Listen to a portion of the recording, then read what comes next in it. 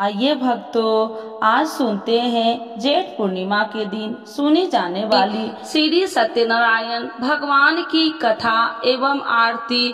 तो एक बार बोलिए प्रेम से श्री सत्यनारायण भगवान की जय। यह कथा सुनने से दुख शोक आदि को दूर करने वाला है, धन्य धान्य को बढ़ाने वाला, सौभाग्य तथा संतान को देने वाला है।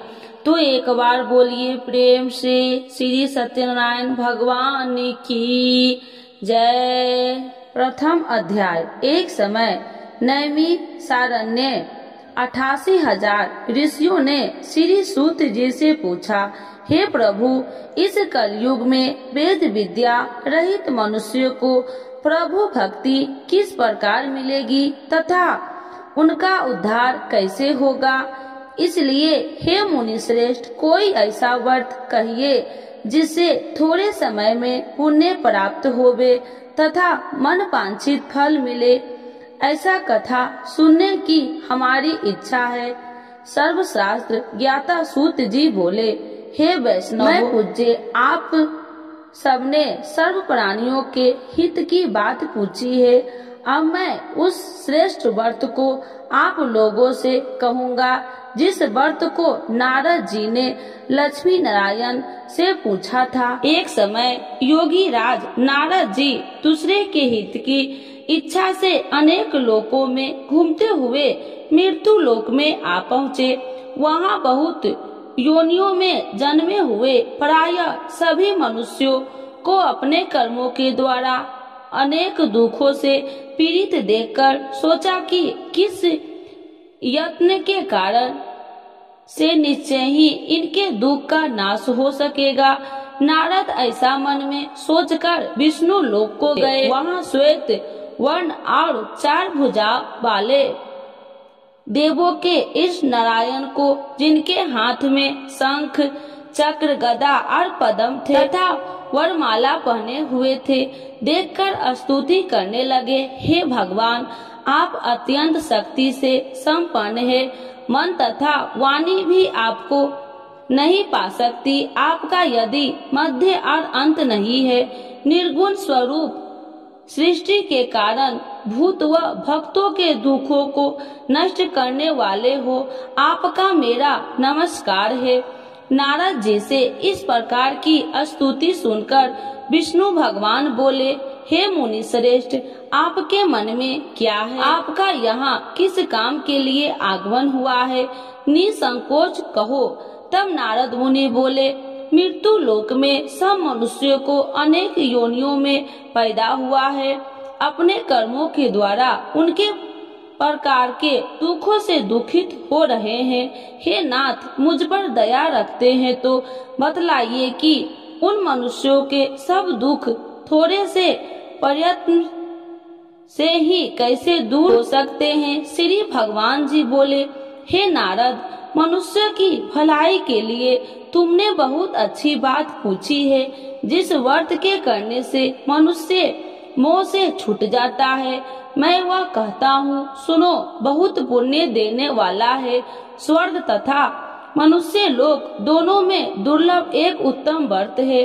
आज मैं प्रेम वश होकर तुमसे कहता हूँ, सत्यनारायण का यह व्रत अच्छी तरह विधान पूर्वक करके मनुष्य तुरंत ही यहाँ सुख भोग कर मरने पर मोक्ष को प्राप्त होता है। श्री भगवान के वचन सुनकर नारद मुनि बोले, उस व्रत का क्या फल है, क्या विधान है? किसने यह व्रत किया है और किस दिन यह व्रत करना चाहिए? विस्तार से बतलाइए। भगवान बोले, दुख शोक आदि को दूर करने वाला, धन्य धान्य को बढ़ाने वाला, सौभाग्य तथा संतान को देने वाला यह व्रत सब स्थान पर विजयी करने वाला है। भक्ति और श्रद्धा के साथ किसी भी दिन मनुष्य श्री सत्यनारायण भगवान के शाम के समय ब्राह्मणों और बांधवों के साथ धर्मपरायण होकर पूजा करे। भक्ति भाव से नवेद, केले का खम्भ, घी, दूध और गेहूं के चूर्ण सवाया लबे। गेहूं के अभाव में साठी के चूर्ण, शक्कर तथा गुड़ ले आए और सब भक्षण योग पदार्थ जमा करके भगवान को अर्पण कर देवे तथा बंधुओं समेत ब्राह्मणों को भोजन करवावे। तत्पश्चात स्वयं भोजन करके नित्य गीत आदि का आचरण कर सत्यनारायण भगवान को स्मरण करते हुए समय व्यतीत करे। इस तरह व्रत करने पर मनुष्य की इच्छा निश्चय ही पूरी होती है। विशेषकर कली काल में भूमि पर यही मोक्ष का सरल उपाय है। इति श्री सत्यनारायण व्रत कथा प्रथम अध्याय संपूर्ण। तो एक बार बोलिए प्रेम से श्री सत्यनारायण भगवान की जय। द्वितीय अध्याय। सूत जी बोले, हे ऋषियों, जिन्होंने पहले समय में इस व्रत को किया है उनका वृत्तांत कहता हूँ, ध्यान से सुनो।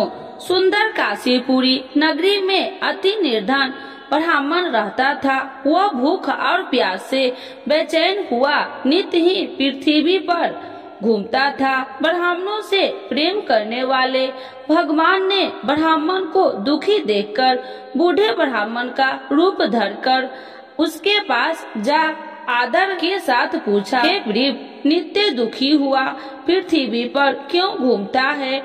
हे श्रेष्ठ ब्राह्मण, यह सब मुझसे कहो, मैं सुनना चाहता हूँ। ब्राह्मण बोला, मैं बहुत निर्धन ब्राह्मण हूँ, भिक्षा के लिए पृथ्वी पर फिरता हूँ। हे भगवान, यदि आप इसका उपाय जानते हैं तो कृपा कर कहो। वृद्ध ब्राह्मण बोला कि सत्यनारायण भगवान मनोवांछित फल देने वाले हैं, इसीलिए हे ब्राह्मण, तू उनका पूजन कर, जिसके करने से मनुष्य सब दुखों से मुक्त होता है। ब्राह्मण को व्रत का सारा विधान बतलाकर बूढ़े ब्राह्मण का रूप धारण करने वाले सत्यनारायण भगवान अंतर ध्यान हो गए।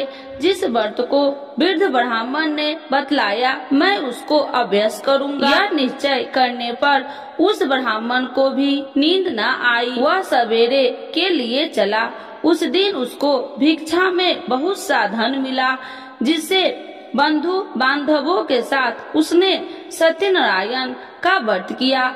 उसके करने से वह ब्राह्मण सब दुखों से छूटकर अनेक प्रकार की संपत्तियों से युक्त हुआ। उस समय से वह ब्राह्मण हर मास व्रत करने लगा। इस तरह सत्यनारायण भगवान के व्रत को जो करेगा सब पापों से छूटकर मोक्ष को प्राप्त होगा। आगे जो पृथ्वी पर सत्यनारायण का व्रत करेगा वह मनुष्य सब दुखों से छूट जाएगा। इस तरह नारद जी ने सत्यनारायण का कहा हुआ यह व्रत तुमने कहा, हे वृप, अब मैं और क्या कहूँ? ऋषि बोले, हे मुनि श्रेष्ठ, संसार में इस ब्राह्मण से सुनकर किस किस ने इस व्रत को किया, हम सब वह सुनना चाहते हैं। इसके लिए हमारे मन में श्रद्धा है। सूत जी बोले, हे मुनियों, जिसने इस व्रत को किया है वह सब सुनो। एक समय वह ब्राह्मण धन और ऐश्वर्य के अनुसार बंधु बांधवों के साथ व्रत करने को तैयारी हुआ। उसी समय एक लकड़ी बेचने वाला बूढ़ा आदमी आया और बाहर लकड़ियों को रखकर ब्राह्मण के मकान में गया। प्यास से दुखी लकड़हारा उनको व्रत करते देखकर ब्राह्मण को नमस्कार करके पूछने लगा कि आप यह क्या कर रहे हैं और इसके करने से क्या फल मिलता है, कृपया करके मुझसे कहो। ब्राह्मण ने कहा, सब मनोकामनाओं को पूरा करने वाला यह सत्यनारायण भगवान का व्रत है। इसकी ही कृपा से मेरे यहाँ धन्य धान्य आदि की वृद्धि हुई है। ब्राह्मण से व्रत के बारे में जानकर लकड़हारा बहुत प्रसन्न हुआ। चरणामृत ले और प्रसाद खाने के बाद अपने घर को आया। लकड़हारे ने मन में इस प्रकार का संकल्प किया कि आज ग्राम में लकड़ी बेचने से जो धन मिलेगा उसी से सत्यनारायण देव का उत्तम व्रत करूंगा। यह मन में विचार कर वह बूढ़ा लकड़हारा लकड़ियां अपने सिर पर रखकर जिस नगर में धनवान लोग रहते थे वह ऐसे ही सुंदर नगर में गया। उस दिन वहाँ पर बूढ़े को उन लकड़ियों का दाम पहले दिनों से 100 गुना मिला। तब वह बूढ़ा लकड़हारा दाम ले और अति प्रसन्न होकर पक्के केले की फली, शक्कर, घी, दूध, दही और गेहूं का चूर्ण इत्यादि सत्यनारायण भगवान के व्रत को कुल सामग्रियों को लेकर अपने घर गया। फिर उसने अपने भाइयों को बुलाकर विधि के साथ भगवान का पूजन और व्रत किया। उस व्रत के प्रभाव से बूढ़ा लकड़हारा धन धान्य आदि से युक्त हुआ और संसार के समस्त सुख भोगकर वैकुंठ को चल गया। इति श्री सत्यनारायण व्रत कथा 2य अध्याय संपूर्ण। तो एक बार बोलिए प्रेम से श्री सत्यनारायण भगवान की जय। 3य अध्याय। श्री सूत जी बोले, हे श्रेष्ठ मुनियों, अब मैं आगे की एक कथा कहता हूँ। प्राचीन काल में उल्कामुख नाम का एक महान ज्ञानी राजा था। वह जितेंद्रिय और सत्यव्रता था। प्रतिदिन मंदिरों में जाता तथा गरीबों को धन देकर उनके दुख दूर करता था। उसकी पत्नी कमल के समान सुंदर मुख वाली और सती साध्वी थी। एक दिन भद्रशिला नदी के तट पर वे दोनों विधि विधान से सहित श्री सत्यनारायण भगवान का व्रत कर रहे थे। उस समय वहाँ साधु नामक एक वैश्य आया। उसके पास व्यापार के लिए बहुत सा धन था। वह वैश्य नाम को नदी के किनारे पर ठहराकर राजा के पास आया।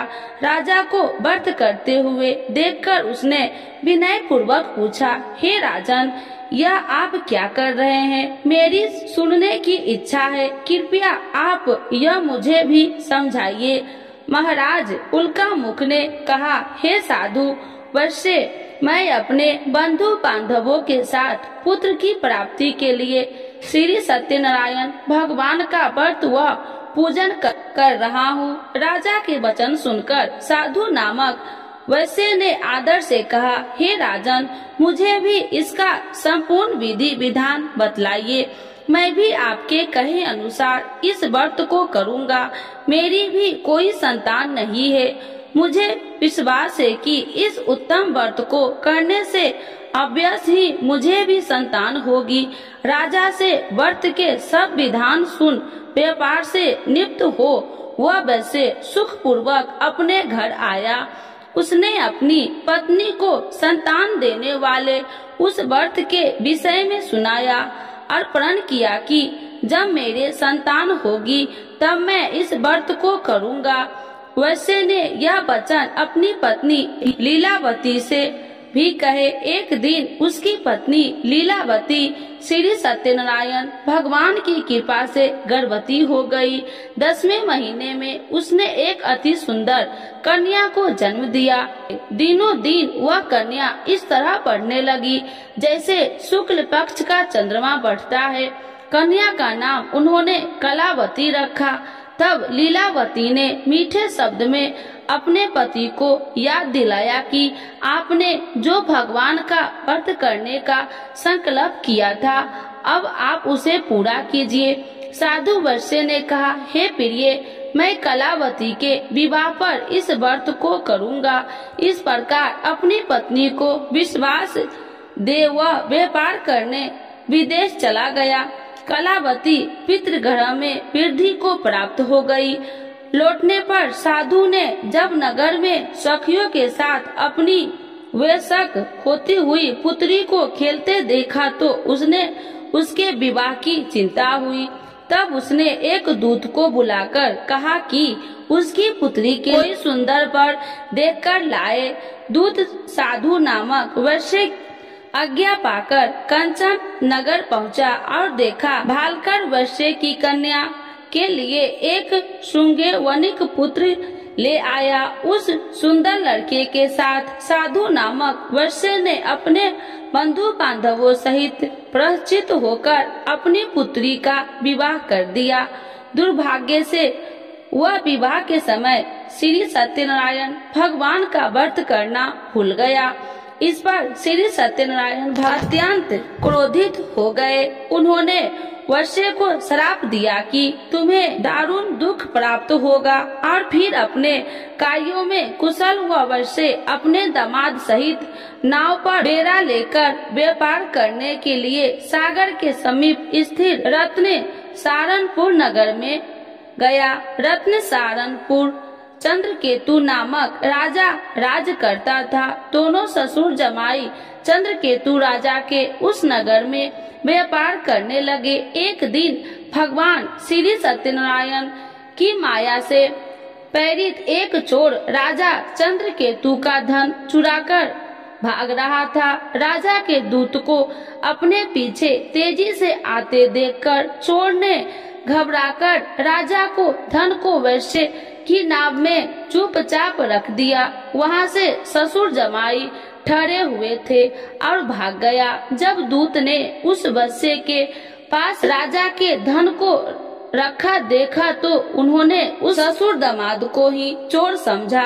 वे उन ससुर दामाद को दोनों को बांधकर ले गए और राजा के समीप जाकर बोले, आपका धन चुराने वाला ये दोनों चोर हम पकड़कर लाए हैं, देखकर आज्ञा दे। तब राजा ने बिना उस वैश्य की बात सुने उन्हें कारागार में डालने की आज्ञा दे दी। इस प्रकार राजा की आज्ञा से उनको कारावास में डाला दिया गया तथा उनका सारा धन भी छीन लिया गया। श्री सत्यनारायण भगवान के श्राप के कारण उस वैश्य की पत्नी लीलावती व पुत्री कालावती भी घर पर बहुत दुखी हुई। उनका सारा धन चोर चुरा कर ले गए। मानसिक व शारीरिक पीड़ा तथा भूख प्यास से अति दुखी हो भोजन की आस में कालावती एक ब्राह्मण के घर गई। उसने ब्राह्मण को श्री सत्यनारायण भगवान का व्रत विधि पूर्वक करते देखा। उसने कथा सुनी और श्रद्धा पूर्वक प्रसाद ग्रहण कर रात को घर आई। माता ने कलावती से पूछा, हे पुत्री, तू अब तक कहाँ रही? मैं तेरे लिए बहुत चिंतित थी। माता के शब्द सुन कलावती बोली, हे माता, मैंने एक ब्राह्मण के घर श्री सत्यनारायण भगवान का व्रत होते देखा और मेरी भी उस उत्तम व्रत को करने की इच्छा है। माता ने कन्या के वचन सुनकर श्री सत्यनारायण भगवान के पूजन की तैयारी की। उसने बंधुओं सहित श्री सत्यनारायण भगवान का पूजन व व्रत किया और वर मांगा कि मेरे पति और दामाद शीघ्र ही घर लौट आए। साथ ही विनती की, हे प्रभु, अगर हमसे कोई भूल हुई तो हम सबका अपराध क्षमा करो। श्री सत्यनारायण भगवान इस व्रत से संपन्न हो गए। उन्होंने राजा चंद्रकेतु को स्वप्न में दर्शन देकर कहा, हे राजन, जिन दोनों वैश्यों को तुमने बंदी बना रखा है वे निर्दोष है। उन्हें प्रातः ही छोड़ दो। उनका सब धन जो तुमने अतिग्रहित किया है लौटा दो, अन्यथा मैं तुम्हारा राज्य, धन, पुत्र आदि सब नष्ट कर दूंगा। राजा से ऐसे वचन सुनकर भगवान अंतर्ध्यान हो गए और फिर प्रातः काल राजा चंद्रकेतु के दरबार में सबको अपना स्वप्न सुनाया और सैनिक को आज्ञा दी कि दोनों वैश्य को कैद से मुक्त कर दरबार में ले आओ। दोनों ने आते ही राजा को प्रणाम किया। राजा ने कोमल वचनों से कहा, हे महामुने भावो, तुम्हें अज्ञानतावश ऐसा कठिन दुख प्राप्त हुआ है। अब तुम्हें कोई भय नहीं, तुम मुक्त हो। इसके बाद राजा ने उनको नए नए वस्त्राभूषण पहनाए तथा उनकी जितना धन लिया था उसको दोगुना लौटाकर आदर से विदा किया। दोनों वैश्य अपने घर को चल दिए। इति श्री सत्यनारायण व्रत कथा तृतीय अध्याय संपूर्ण। तो एक बार बोलिए प्रेम से विष्णु भगवान की जय। चतुर्थ अध्याय। सूत जी ने आगे कहा, वैश्य ने यात्रा आरंभ की और अपने नगर को चला। अनेक थोड़ी दूर आगे बढ़ने पर दंडी वेशधारी श्री सत्यनारायण भगवान ने उसकी परीक्षा लेने हेतु उससे पूछा, हे वैश्य, तेरी नाव में क्या है? अभिमान वणिक हंसता हुआ बोला, हे दंडी, आप क्यों पूछते हैं? क्या धन लेने की कामना है? मेरी नाव में तो बेल के पत्ते भरे हैं। वैश्य ने ऐसे वचन सुनकर दंडी वेशधारी श्री सत्यनारायण भगवान बोले, तुम्हारा वचन सत्य हो। ऐसा कहकर वे वहाँ से चले गए और कुछ दूर जाकर समुद्र के तट पर बैठ गए। दंडी महाराज के जाने के पश्चात वैश्य ने नित्य क्रियाओं से निपुण होने के बाद नाव को ऊंची उठी देखकर अचंभा किया तथा नाव में बेल के पत्ते आदि देखकर मूर्छित हो जमीन पर गिर पड़ा। मूर्छित खुलने पर अति शोक करने लगा। अब उसके दामाद ने कहा, आप शोक न करे, यह दंडी महाराज का श्राप है, अतः हमें उनकी शरण में ही चलना चाहिए, वही हमारे दुखों का अंत करेंगे। दामाद के वचन सुनकर वह वैश्य दंडी भगवान के पास पहुंचा और अत्यंत भक्ति भाव से पश्चाताप करते हुए बोला, मैंने तो आपसे अत्यंत वचन कहे थे, उनके लिए मुझे क्षमा करे। ऐसा कहकर वह शोकातुर हो रोने लगा। तब दंडी भगवान बोले, हे वणिक पुत्र, मेरी आज्ञा से ही बार बार तुझे दुख कष्ट प्राप्त हुआ है, तू मेरी पूजा से विमुख हुआ है। तब उस वैश्य ने कहा, हे भगवान, आपकी माया को ब्रह्मा आदि देवता भी नहीं जान पाते, तब मैं मूर्ख भला कैसे जान सकता हूँ। आप प्रसन्न होइए, मैं अपनी क्षमता अनुसार आपकी पूजा करूँगा। मेरी रक्षा कीजिए और मेरी नौका को पहले के समान धन से परिपूर्ण कर दीजिए। उसके भक्ति से परिपूर्ण वचन सुनकर श्री सत्यनारायण भगवान प्रसन्न हो गए और उसकी इच्छा अनुसार वर देकर अंतर्ध्यान हो गए। तब ससुर व दामाद दोनों ने नाव पर आकर देखा कि नाव धन से परिपूर्ण है। फिर वह विधि विधान से भगवान सत्यनारायण का पूजन कर साथियों सहित अपने नगर को चला। तब वह अपने नगर के निकट पहुंचा। तब उसने एक दूत को अपने घर भेजा। दूत ने साधु नामक वैश्य के घर जाकर उसकी पत्नी को नमस्कार किया और कहा, आपके पति अपने जमाता सहित इस नगर में समीप आ गए हैं। लीलावती और उसकी कन्या कलावती इस समय भगवान का पूजन कर रही थी।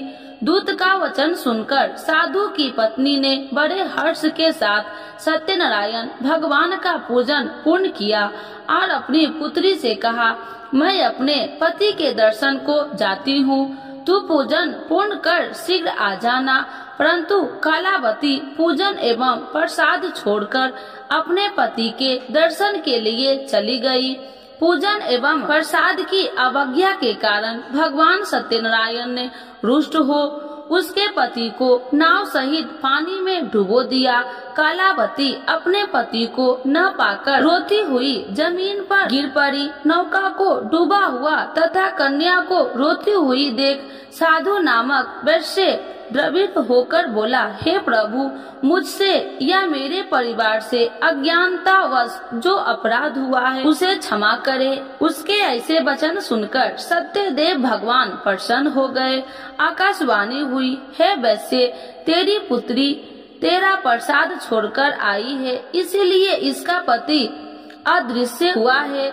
यदि वह घर जाकर प्रसाद ग्रहण कर लौटे तो इसे इसका पति अवश्य मिलेगा। आकाशवाणी सुनकर कलावती ने घर पहुंचकर प्रसाद ग्रहण किया और फिर आकर अपने पति को पूर्व रूप में पाकर वह अति प्रसन्न हुई तथा उसने अपने पति के दर्शन किए। तत्पश्चात साधु वैश्य ने वही बंधु बांधवों सहित सत्य देव का विधि पूर्वक पूजन किया। वह इस लोक के सभी प्रकार के सुख भोग कर अंत में मोक्ष को प्राप्त हुआ। इति श्री सत्यनारायण व्रत कथा चतुर्थ अध्याय संपूर्ण। एक बार बोलिए प्रेम से श्री सत्यनारायण भगवान की जय। पंचम अध्याय श्री सूत जी बोले, हे ऋषिगण, मैं एक और कथा कहता हूँ, आप सभी ध्यान से सुनो। सदा प्रजा के लिए चिंतित तुंगध्वज नाम का एक राजा था। उसने भगवान सत्यनारायण का प्रसाद त्याग कर बहुत कष्ट पाया। एक समय राजा वन में अन्य पशुओं को मारकर बर के वृक्ष के नीचे आया। वहाँ उसने ग्वालों को भक्ति भाव से बंधु बांधवों सहित श्री सत्यनारायण जी की पूजन करते देखा, परंतु राजा देखकर भी अभिमान के कारण न तो वहाँ गया और न ही सत्यदेव भगवान को नमस्कार ही किया। जब ग्वालों ने भगवान का प्रसाद उसके सामने रखा तो वह प्रसाद छोड़कर अपने नगर को चला गया। नगर में पहुंचकर उसने देखा कि उसका सारा राज्य नष्ट हो गया। वह समझ गया कि यह सब भगवान सत्यदेव ने रुष्ट होकर किया है। तब वह वन में वापस आया और ग्वालों के समीप जाकर विधि पूर्वक पूजन कर प्रसाद ग्रहण किया तो सत्यनारायण की कृपा से सब कुछ पहले जैसा ही हो गया और लंबे समय तक सुख भोग कर मरणोपरांत वह मोक्ष को प्राप्त हुआ। जो मनुष्य इस श्रेष्ठ दुर्लभ व्रत को करेगा, श्री सत्यनारायण भगवान की कृपा से उसे धन्य धान्य की कोई कमी नहीं होगी। निर्धन धनी और बंदी बांधवों से मुक्त होकर निर्भय हो जाता है। संतानहीन को संतान की प्राप्ति होती है तथा सब इच्छाएं पूर्ण कर अंत में वह वैकुंठ धाम को जाता है। अब उनके बारे में भी जानिए जिन्होंने पहले इस व्रत को किया है। अब उनके दूसरे जन्म की कथा भी सुनिए। सतानंद नामक वृद्ध ब्राह्मण ने सुदामा के रूप में जन्म लेकर श्री कृष्ण की भक्ति एवं सेवा कर वैकुंठ प्राप्त किया। उल्का मुख नामक महाराज राजा दशरथ बने और श्री रघुनाथ का पूजन कर मोक्ष को प्राप्त हुए। साधु नाम के वैश्य ने धर्मात्मा व सत्य प्रतिज्ञ राजा मोरध्वज बनकर अपने पुत्र को और से चीर कर वैकुंठ धाम प्राप्त किया। महाराज तुंगध्वज और स्वयंभू मनु बने। उन्होंने बहुत से लोगों को भगवान की भक्ति में लीन करवाकर वैकुंठ धाम प्राप्त किया। लकड़हारा अगले जन्म में गिरि नामक निषाद राजा बना, जिसने राम के चरणों की सेवा कर अपने सभी जन्मों को संवार लिया। इति श्री सत्यनारायण व्रत कथा 5th अध्याय संपूर्ण। तो एक बार बोलिए प्रेम से भगवान श्री सत्यनारायण की जय। आरती श्री सत्यनारायण जी की जय। लक्ष्मी रमीना श्री जय लक्ष्मी रमीना सत्यनारायण स्वामी जनिपात की हरिना।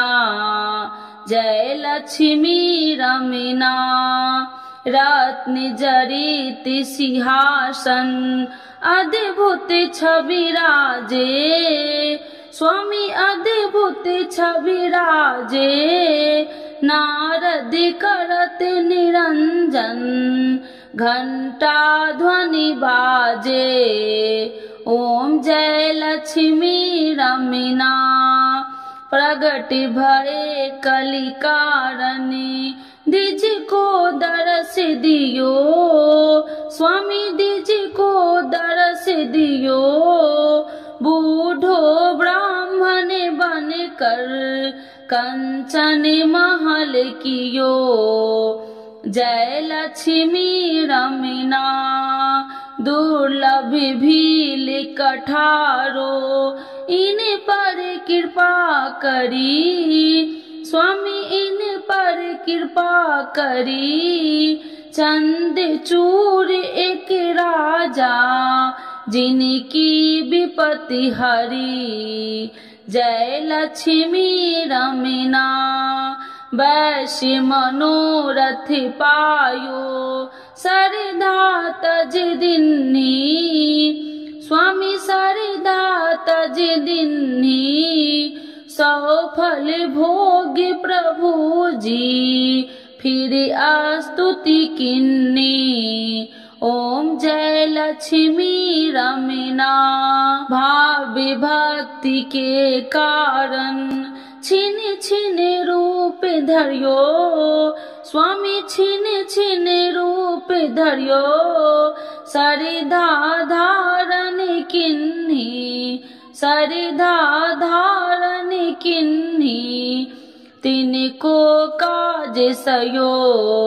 ओम जय लक्ष्मी रमना, ग्वाल बाल संग राजा, मन में भक्ति करी, स्वामी बन में भक्ति करी, मन वांछित फल दिन्हो, दीन दयाल हरि।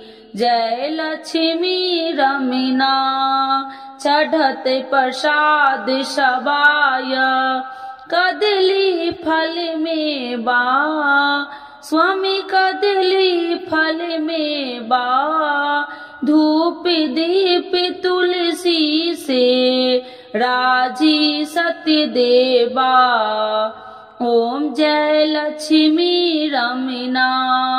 श्री सत्यनारायण जी की आरती जो कोई नर गावे, स्वामी जो कोई नर गावे, कहत शिवानंद स्वामी, मन वांछित फल पावे। जय लक्ष्मी रमना, स्वामी जय लक्ष्मी रमना।